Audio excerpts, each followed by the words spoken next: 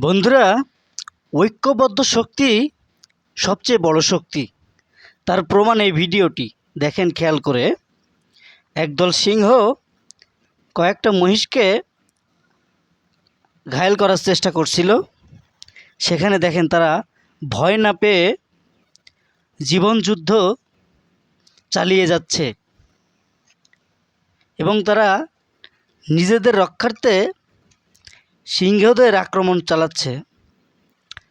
দেখেন সিংহরাও তো ছাড়বে না, তারাও চেষ্টা করছে তাদেরকে শিকার করার জন্য, কিন্তু তারা তাদের জীবনযুদ্ধ চালিয়ে যাচ্ছে। দেখেন